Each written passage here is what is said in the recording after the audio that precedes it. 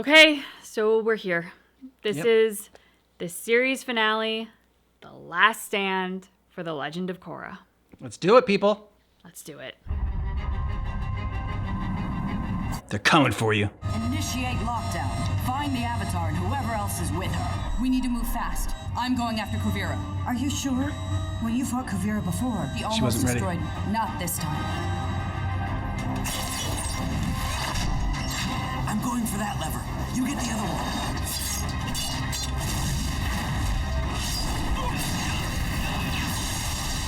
Okay, a little unstable.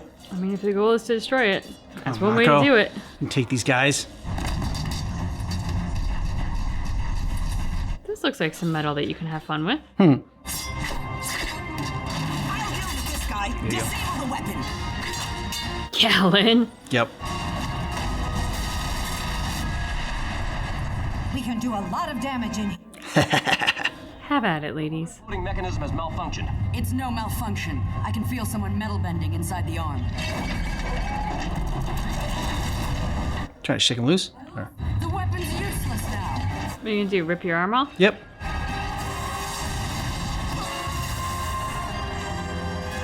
Did she rip it off and then like lock them in there, or did they lock themselves in there, like attach Honestly, themselves? So not sure. We'll know whether or not they're free. They're knocked out. I thought maybe they did it to themselves so they wouldn't like fly out and get hurt. Yeah, and that would have been smart. Nice. You get her, Korra.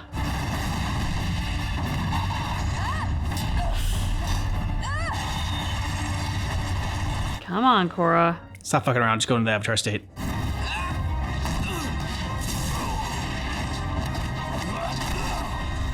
Finally. I'm ready. Kinda busy.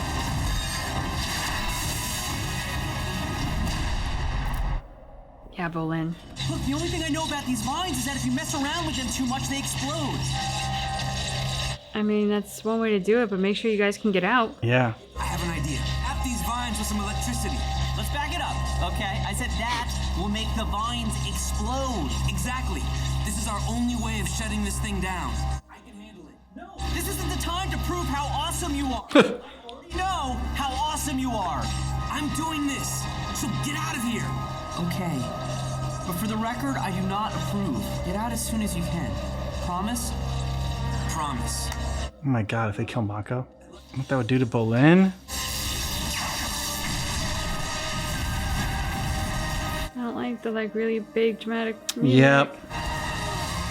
Go, Mako, go, get out of there. Oh shit. Yeah, get out, get out, get out, get out, get out. I thought I was gonna make it.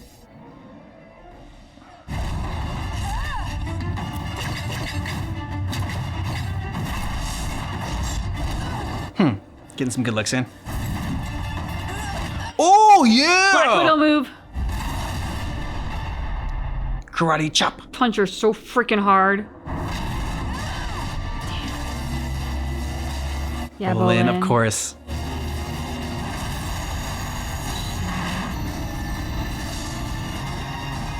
So that's just gonna laser everything? Well done, team.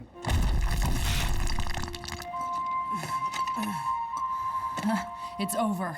You're gonna call off your army and surrender to President Raiko. Then you and Why would you think that she would do that? She is a bitch to the bitter end. Ooh. Yeah. Let's have the vines play with you. Good call. Kuvira! Give up! Never. Please stop this madness! It has to end now! It will. Then come and get me! Touch the vines, Korra. Now it's over. Don't! How does that even still have any power? I don't know.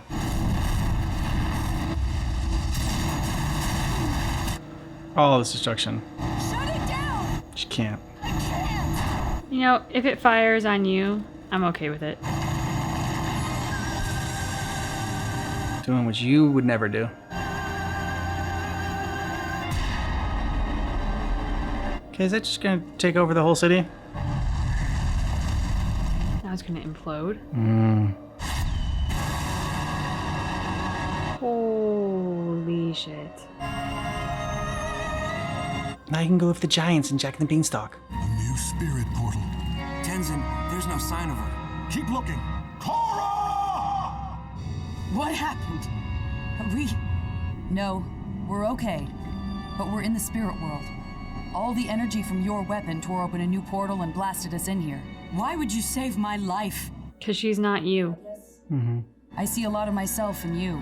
We're both fierce and determined to succeed. This wasn't how I wanted things to end. If you had all just surrendered, none of this would have happened. Wow. Messing with the spirit vines, acting like a dictator over your people, you had to know what you were doing wasn't right. I had to do something. You don't understand anything about me. Sue told me how she took you in when you were younger. It must have been so hard being an orphan. Don't pretend you know what it felt like. How could I just stand by and watch the same thing happen to my nation when it needed someone to guide it? You wanted to create a place where you and your people would never be vulnerable again. Believe me, I understand what it feels like to be afraid. After I was poisoned, I would have done anything to feel in control.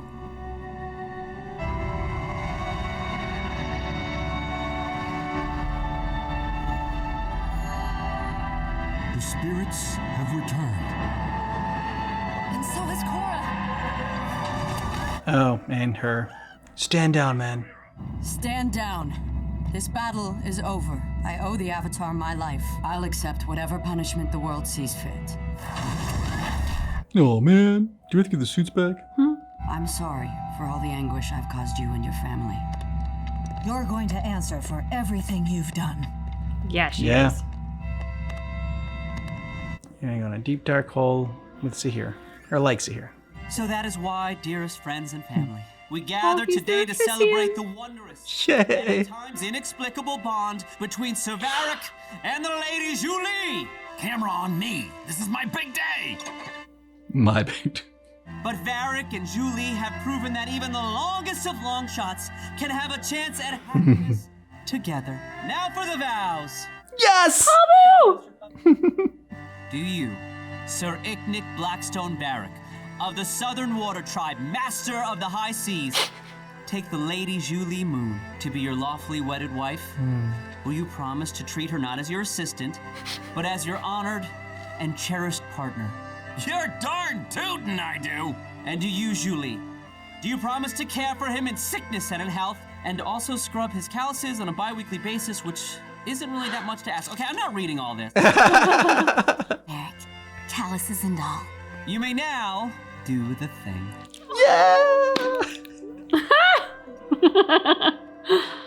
Oh. Are you alright? You just make me so dang happy. I love that he's like the stereotypical bride in this.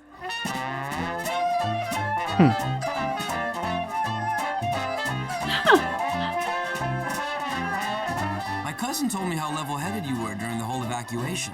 I'm impressed. I think you're gonna make a great leader, but that doesn't mean I'm gonna set you up with Korra. So don't ask. That's okay, Mako.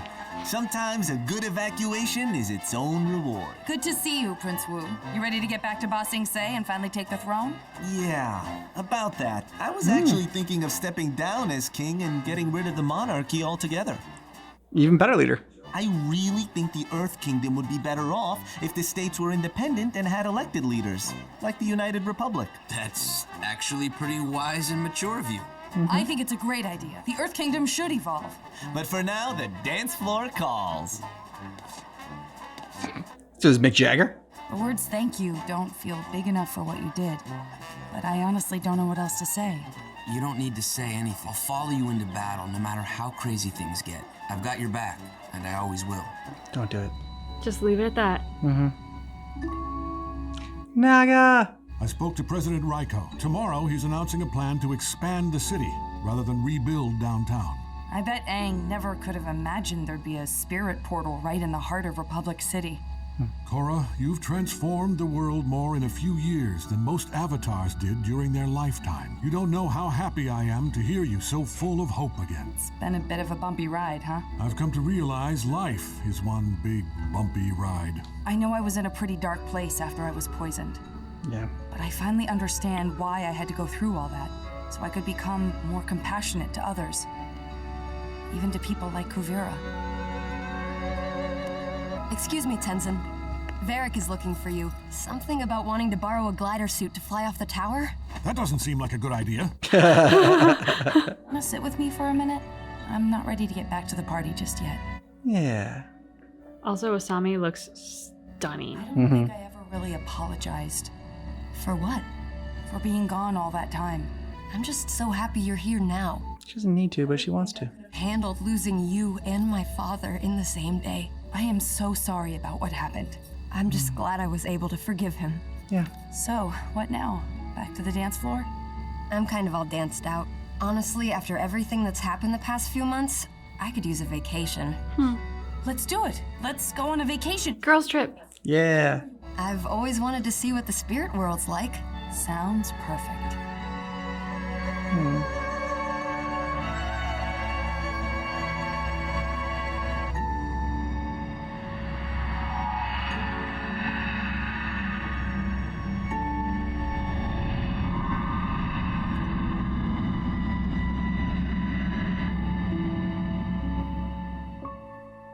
Can you tell us what that said at the end there? I'm gonna guess it said the end. Maybe it said do the thing. We can say that it said do the thing. The end makes more sense. I was hoping it was gonna be something more profound than that. All right, so what'd you think? Very fitting end. Yeah, satisfying. And I have to applaud Korra, like, after everything Kuvira did, showing her that level of compassion. That was really impressive for, like, the rage that she sparked in just me as an audience member. For Korra to be in that position and to put herself in the path of that weapon of such power and just, I mean, she didn't know that the Avatar state was gonna work. And if she got killed in the Avatar state, boom, that's it, game over. So she took a hell of a risk to save someone's life who had caused so much pain and destruction. Yeah, but I will say, like, I don't think, like, I think going through suffering, like Korra said, helps you understand other people's suffering, but I don't think it's, like, necessary to empathize with somebody else as far as, like, oh, I needed to go through that so I could, like, understand, you know, other people's suffering. I was like, I don't think that's necessarily true. I don't think you have to have gone through suffering to understand, like, to have empathy for another person's suffering, because also people handle it different ways, like, you know, there's different circumstances, and so, yeah. I love that we got the wedding, like, of Julie and Varric. I love that that was, like, the love story that culminated it. Because, you know, going into this, you think, like, oh, it's going to be like Mako and Korra or something. Or, you know, even Bolin and Opal. All these different relationships they had. And then a character that was so zany. You know, when he first came on, I'm like, I hope he's more than just, like, a, you know, a one season kind of guy or, like, a one arc kind of guy. I hope he's around for longer than that. And then to have that be, like, the final love story and have it be just, I don't know, so touching. And just the phrase "do the thing," like the way that just carried over. I mean, I wonder if they even ever would have thought that phrase would turn into such a hit. Yeah. I love that was sort of like the solve and sort of like the new hope after all the sadness and destruction that Kuvira had brought. It's like, you know, usually after whatever reason makes me think of, like, the wedding that occurs. I think it's in, like, the third movie in Hunger Games. Sorry, didn't read the book. But, like, that is that moment of hope after so much sadness and destruction. Obviously, that's not the end of the movies, so it's not exactly the same. But, like, it's that thing of, like, when you're in the middle of destruction and war and things that seem so hopeless, things like the birth of a baby or a wedding, like, those are things that are so hopeful, kind of, like, inherently. It was really nice that we got that. It was fantastic that it was Varric and Julie's, because it's silly while being heartfelt. I love that they had Bolin be their officiant. It made me think of when we asked a friend to be our officiant, and we selected a friend who is so charismatic and vivacious but fun, and, like, he brought exactly the right degree of heartfelt while also knowing us, to, like, keep it entertaining for everybody who was there, but also to, like, hit home with us on a few things. So yeah, just really liked it. Yeah, I like they you know, I mean, she was contrite at the end there. Kuvira was saying, you know, she knows what she did was wrong finally, and she's sorry for it, whatever. But I like that they didn't be like, oh, you know what? There's a chance for you, and I think you're gonna, like, you know, with enough rehabilitation, you can be a productive member of this society again. They're like, no, you're gonna pay for what you did. Yeah, I thought Sue's line there was really important because it's like you can be as sorry as anyone after you destroy the world, but you still destroyed the world. Yeah. Like, we don't get to just give you a pat on the back and a handshake. It's like, it's okay, bygones be bygones. Like, no, good that you know you did wrong. Now, also, part of atoning for that is having justice served to you. Yeah. And you are going to pay your part. She's still third in my rankings for villains in Korra. Amon, Zahir, Kuvira, and then way, way, way down at fourth. Like, you know, it's just, is Unalak. I will say, kind of going back to what you said in terms of like needing to suffer to empathize. I agree with you. I don't think you have to do that because, as we've talked about many times, and I think Kuvira is a great example, sometimes suffering turns you into the worst person and hurt people. It doesn't necessarily bring about feelings of empathy. Sometimes it brings about feelings of anger. So I think in Korra's case, maybe she became a better leader and a better avatar because she did experience some humility and some suffering. And that maybe made her a bit, I think, more cool-headed now than she's been in the past when she's been more of a hothead. In Kuvira's case, whatever she suffered in terms of being an orphan and whatnot, it turned her into this person who she is, which is very fearful, therefore very hateful, and in need of power and control. Where does the season rank for you? So rank the 4 seasons. I mean, we all agree 2 is the worst. Ooh, maybe not. No, I would, yeah. And worse, like, you know, I mean, like, I didn't hate 2. I hated Unalak or whatever and whatnot. You know, like, I think as we were watching, a lot of people said 2 was the weakest. I'm just like, but I'm still like really enjoying 2 of them. So 2's the weakest. So like, yeah, like by saying, you know, I say 2's the worst, but like I'm saying like, you know, 2's the bottom of the list as far as I'm concerned. And I think that, yeah. Yeah, no, I agree with that. And I'm just kind of like, I'm looking at the screen because I'm like trying to figure out how to rank the other 3. I mean, so if 2 gets 4th place, I think season 3 gets 3rd place. Okay, going in reverse order. And my reasoning for that is, well, I think it was very important for the Avatar to go through what she went through. It was also, I think, tough for us as an audience to kind of see her at her lowest. Like 3 ending with her attending Janora's ceremony and like she's in a wheelchair and she's just crying. Like that was a devastating way to end a season. Yeah. So I think it was very well told story, but for the way I felt at the end of it, that puts it in the 3rd spot. Season 4 gets 2, season 1 gets 1. Okay. Why those rankings? 1, I think because 1 was lighter. Like by the time we get to season 4, with everything the Avatar has been through, with everything all our characters have been through, there is inherently a heaviness that comes with that. But I think it was like all good lessons. When I think of how I felt watching 4 versus how I felt watching 1, like I was really excited with 1. It was light. It was new. It was, you know, we loved the announcer giving the little recaps at the start of each scene. I loved Korra's kind of badassery and her hot-headedness, even like all that appealed to me in terms of the character that we were going to get and like really set up, I think, success for the show. Plus the introduction of the characters. I also think we had a lot more Pabu and Naga in the first season, which I just loved them. And I think the vibe.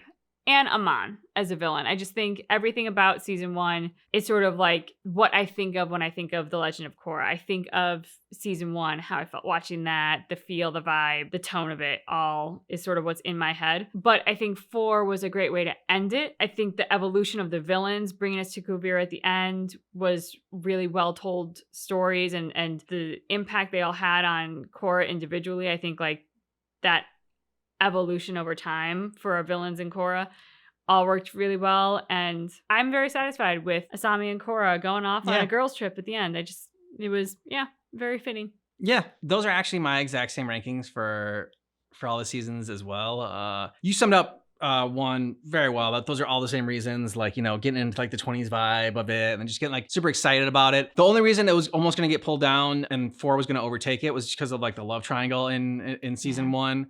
That was just like, it's like, you know, wasn't in love with that, no pun intended. But like Amon was just such a strong villain for me, and like just the way they were just able to wrap it up. I know they only thought that was gonna be the only season of it, so that's why they didn't like, you know, push it any further. But like I'm actually kind of glad it's kind of like a happy accident that way, because I wouldn't want them to stretch Amon Amon's character any more than they already did. But like the mystery of like the bloodbending and the mystery of just who Amon was and trying to figure that out. Yeah, taking powers. How does he do this? Is it Tarlok? And yeah, so that was all great. And 4 gets it over 3. They're pretty close for me. 4 gets it because of Toph being in 4 and Varric and Julie, that whole storyline as well. Like just a lot of Varric in season 4 and really love Varric as a character. And I actually like if I had to rank the endings, I would put season 1 the best ending, and then 3 would actually be my second favorite ending, even though it ended not hopeful or whatever, and it was like a bummer ending. It just felt it was like very impactful. There was like the fight at the end with Zahir and Korra was amazing. Probably one of the best sequences or episodes in the series. Really enjoyed that. Yeah, so it was like really close between 3 and 4, but like as much as I love Asami, because Asami was more in 3, the end, I think I just I liked Varric more, and then Toph it was so great seeing Toph and like the tease of getting Toph in season 3 and then finally getting her, and she was everything. She was exactly the same, just a grown-up version of what her 8-year-old self or 10-year-old self. Yeah, and to see the dynamic play out with her daughters and just sort of like, I mean, we saw Toph, but we saw her in a lot of varying kind of significant moments for her, dealing with her family drama, dealing with Kuvira, dealing with the Avatar and the Avatar's baggage. Like she just, while she wasn't in it for a ton of time, every time that she was in it was really impactful, if not to the Avatar directly, then to core characters. Yeah, agreed. All right. Top 5 characters for this season, and then top 5 characters overall. Let's do the season first. Top 5 characters for season 4. Korra. Okay. Kuvira. All right. I mean, yeah. Varric, and like with that is like an asterisk for Julie, because like they were so together, and I feel like okay, I'll allow it. We've done Pablo and Naga before, but okay. Yeah.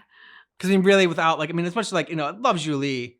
She had some great moments in this one, but like kind of without Varric, she loses a lot. But Varric without Julie doesn't necessarily still obviously that they need each other to be the best versions of themselves, but you could have you can extract Varric, or I should say you can extract Julie and retain Varric in the storyline, and like his plot still moves the story along, but vice versa with Julie, not so much. So that's why Julie's the asterisk. So Korra, Kuvira, Varric, Julie. Now it gets really tough. Yeah, last 2 is tough. Very tough now. I think one of them is easy. Really? Mm-hmm. We just talked about her. Yeah, I mean, I think it does have to be Toph. How could you not have Toph in maybe not for the whole series, but like season 4, Toph gotta be in there. Yeah, and for every reason that I said before, just every scene she was in was an impactful scene. So far, those are the same 4 that I would have in there as well. And the 5th spot's tough. I don't know who I'd put in the 5th spot. I was kind of hoping you would go through a couple characters and I'd try to pick someone off from there. I know. I mean, Asami, I think, is always a standout. I think going in on the hummingbird, the loss of her father, the incredibly, I think, mature and dare I say graceful way that she handled the loss of her father as well with everything. She's a contender. Bolin, for getting kind of lost in terms of his journey to do the right thing, which steers him into the clutches of Kuvira, and then being able to recognize, hey, I was on the wrong path. I mean, sure, he didn't get there as early as we all would have liked, but he got there and then tried to make right. And he had been with her for all the right reasons. He just didn't ask any questions. Mako for blowing up the big thing. I mean, with the lightning. Yeah, that was a great moment. A suicide mission, being willing to make that sacrifice and take that leap. And if the show was a little bit darker, I think Mako dies there. Yeah. But Bolin went back for him, so that also goes to Bolin. Yeah. What about the prince of the Earth Kingdom? And then he's also on my contenders list, just for the evolution that he had. Yeah, the evolution that he had, and even when he was like a little twerp or whatever, like he was still entertaining to watch on screen, and provided some good humor for this season. And you get that, like in addition to Varric, it becomes really good. Some characters I felt like got lost at the end here, and I guess it's because maybe their stories got wrapped up in season 3, but they were really lost. I think it was Boomy and Kaya, right? Kaya's the the sister. Yeah, Katara's daughter. And Kai, he was kind of another character that kind of had gotten lost a little bit. They had a lot of the airbenders in season 3 and whatnot. But yeah, even Tenzin, yeah, he was in it, but he wasn't in previous seasons, he's been such a pillar. Yeah. That we come back to, that Korra comes back to, that other characters come back to for sage advice and a guiding influence, and even this time around he kind of took a back seat. Yeah, I'd agree, but I don't know.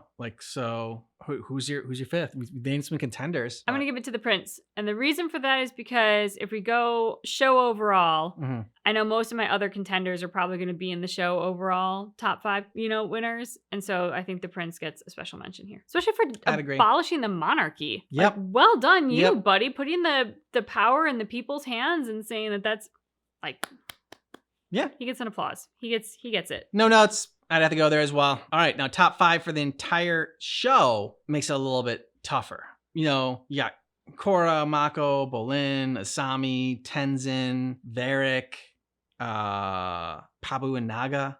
Oh, they're definitely on the list.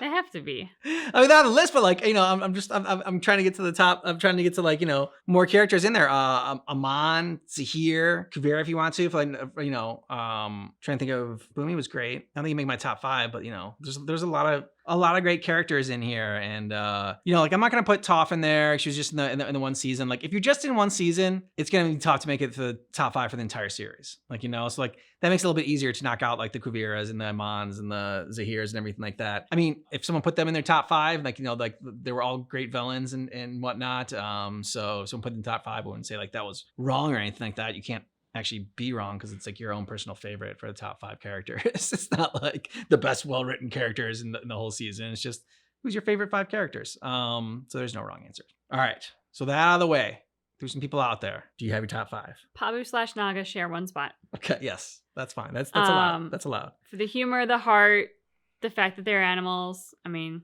we all knew I was going to put them in there. So yeah, and they were in all seasons. So they were. They consistently were. I think an anchor for us, much the same way that they act as an anchor for Korra and Bolin, respectively. Okay. Asami.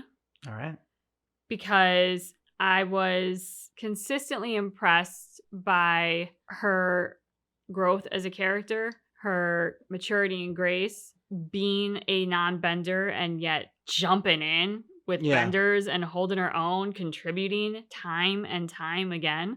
She really used her genius. She's sort of the Tony Stark of this group. No, she doesn't have a super soldier serum or, the powers of a Norse god, but she tinkered and she made herself have tools that would really work. Who do I go to next? Okay, so we got Pabu and Naga, Asami, 3 spots left. I know. It gets tough, right? Tenzin, for always having Korra's back. Even if he didn't know the best way to have it, there was never any doubt that he was there for her and would back her up. That doesn't mean backing her up when she was a hothead and being brash and maybe rushing into things, but there's no question that he would have her back. The way that Mako says at the end of this, I'll have your back always. Tenzin never had to say it. He's always done it. So for that, for being sort of the paternal figure of the show, a guiding influence, and another anchor. He definitely gets a spot. So that brings me down to the final 2. Final 2. So one of Korra, Bolin, and Mako is not making it. Yeah. For sure. And then maybe 2 of them, because there are other characters to put in there. Next spot's going to go to Bolin. All right. For the humor, for the entertainment. Yeah. And I mean those as 2 different things, because Bolin is funny sometimes intentionally and sometimes accidentally, but when he gets into his sort of actor mode and he just gets very big, he's a showman and he's very entertaining.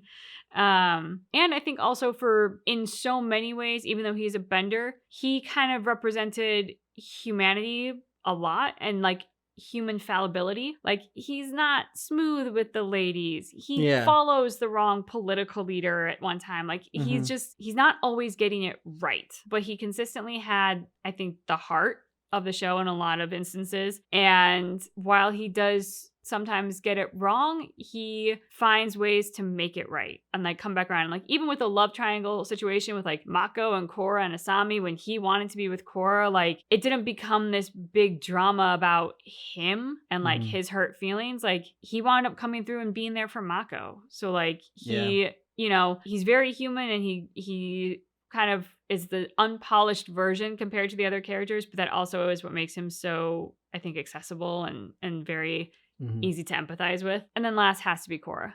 It can't be The Legend of Korra without giving it to Korra. So for her incredible growth, for her leadership, and kind of like Bolin, but like she screwed up a lot too. But she kept growing and she kept learning. And I think that's what's going to ultimately make her one of the best, if not the best avatars that this world will ever see. Good list. I did not mention Lin when I was listing off characters, and like Lin and Sue, like the other great characters in this show. They would not make my top 5, but I just want to mention them. I will give a special mention to Naga and Pabu. They will not make my top 5. The reason being they just weren't in it enough. It's fair. They just like really like they were not as essential to this as woven in as big part of this as Appa and Momo were, who really were like just the whole scene of like Aang's like trip or whatever, like where like Momo has the samurai sword like and taking on Appa. I mean, there was just so much great stuff they did with them. And between the two, I would even put Pabu above Naga. Pabu had more screen time, and Pabu's acting just in general was amazing when he was on screen. Like this laser eyes, and then his scene is like his dying scene, his death scene. I mean, so Pabu, I wouldn't even like be able to put them like together as Pabu and Naga. Allow it, but like I wouldn't put them together. The Pabu and Naga kind of like Varric and Julie for me. So with that said, the top 5. I should stop letting you go first because you take basically my list. I'm gonna put Sami in there because if you are a character that I enjoy watching and then want more of, then you're doing a good job. So when you're on screen, I'm really enjoying you, captivated by you, and yeah. And then, but like if you're not on there, I'm just like, oh, where's Asami? Can we get some more Asami in here? So that's really good. I'm my second to Varric because I think it's very tough to like. He could have easily been a just like joke character, a one season character, a character that is his shit gets old after a while and not funny, and they could have just had him be the comic relief and not have any growth. But to like start off as just like a comedy character and this zany character, but then to tie it in that like his story with Julie is like the love story in The Legend of Korra, I think is crazy impressive. So it's just not normally done. So it's a character that I don't think you won't normally see that outside of this show. So it's the uniqueness of it. I think is one that it's gonna be something I'm gonna like. It's gonna stick with me after this. It's a character I definitely will always remember. And like Do the Thing. It's probably gonna be something that we're gonna be incorporating for the rest of our lives. We already started to say it various times. Yep, exactly. Third is Tenzin. A lot of reasons you mentioned, but also I feel like that character is really easy to just be the necessary but boring character. So character that's necessary. It's like, okay, can help keep Korra grounded and like give Korra these like life lessons and always be there for Korra and be her rock. But like, there's nothing really more beyond that. But like, we got to see his relationship with Aang, with his siblings, with his children, him fighting Zahir, and that whole moment was great. And just like the rage you feel like when what happened to Jinora, not only like it was like sad for what happens to Jinora for Jinora's sake, but also like how it affects Tenzin.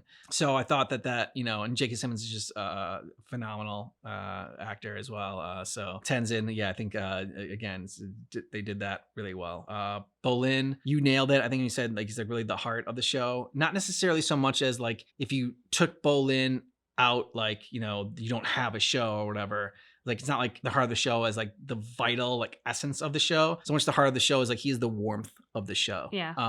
He brings the heart. Yeah, he brings the heart in the show, and he's just such a good guy and such a good person. And I was rooting for him. It's just someone that's like, oh, okay. Like I hope I can be like that. I can be Bolin in my life.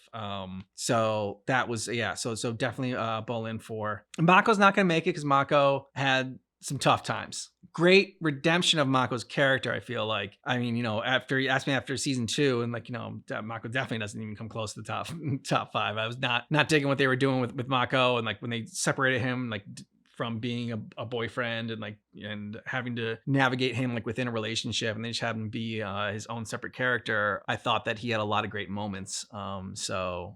He's not making top 5, but I did like Mako.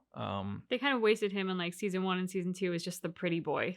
Yeah. In a sense where it was like his purpose was to be the love interest, versus at least in 3 and 4 they found another purpose for him, and that made him infinitely more interesting. Yeah, I would agree. And then the last one, Korra. Cause without caring about Korra, then the rest of it just kind of doesn't really matter. There was times when we got frustrated with her growth, but like, I think that's also realistic, we want characters to grow and evolve. What I love is I think it was in making the movies or whatever about Back to the Future. Like Back to the Future doesn't adhere to like any like the normal like rules for like making a good script or a good movie or whatever. Like the character needs to have a journey where like they change completely from beginning to end. It's like no, he's the same in the beginning and he's the same in the end. Like nothing really changed about him at all.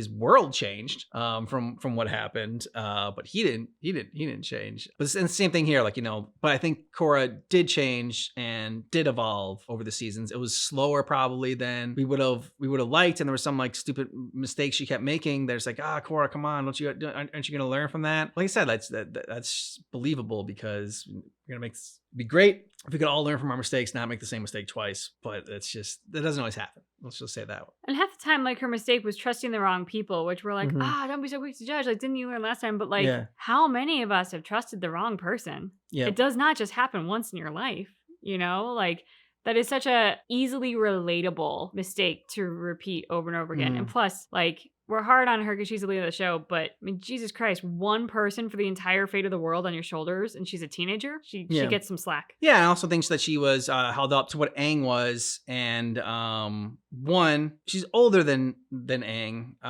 gone through some more stuff, and we saw Aang in such like a shorter, compact amount of time. Yeah.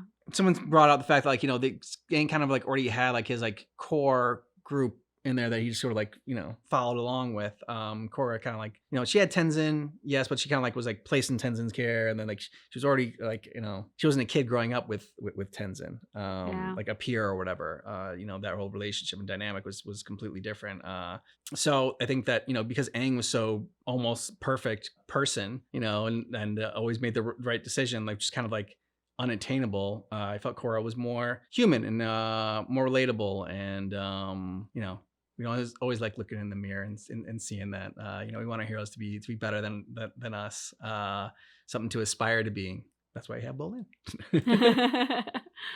So those would be my top 5. I almost put Amon in there. I was like, even though I said like you can't have it, like because I didn't say you can't have it, but I was just like, probably not gonna have any characters because they're just in one season. But like Amon was just so good in season 1, and like I almost put him in there. I'm not gonna lie, I toyed with the idea of putting Amon or Zahir in my top 5. So how much they affected you? That's just it. For how much they affected me as an audience, and for how much they both impacted Korra. Like, Zahir came back in season 4, so he did carry over from more than one season. Yep. True. All of them had a moment in a flash in season 4 of like sort of Korra coming to terms with her PTSD and seeing how they had all impacted her. So I was like, they kind of carry a little. Yeah, kind of worked. But at the same time, I didn't think I'd be doing justice to some of the characters who were consistently in all seasons if I put the villain in there. Like, I felt like I'd be doing it, to have a special mention for the villains. Yeah. And to throw a bone to the best villain for that reason. But I'm like, then I'm shortchanging somebody who arguably deserves it more, given the screen time and the journey that we went on with them. Yeah. Agreed. I mean, I'm not gonna lie, I'm kind of sad that our Avatar journey is over. Yeah, I know. I heard there's a new show coming out. I don't know when it's coming out. I don't know what it's about. But I have heard that there's another. I think it's in production for another like animation show. I know there's like the live action, which we will not be checking out. I've not heard good things about that. But the next show we are checking out is Full Metal Alchemist Brotherhood. That will be taking Legend of Korra's spot on our channel. So looking forward to that. That's been on our list and has come in second place a couple times on our polls. and now it's finally won, jumped to the top, and so First place. Yeah, looking forward to that. Another anime we're checking out. Nice. Yeah. Thanks so much for going on this journey with us. And hopefully you stick around for the other shows that we got on this channel. Full Metal Alchemist Brotherhood will be Mondays and at 9 and Saturdays at 11 a.m. Pacific Standard Time. So yeah, thanks so much for watching The Legend of Korra with us. But just keep in mind that our reaction is definitely not definitive.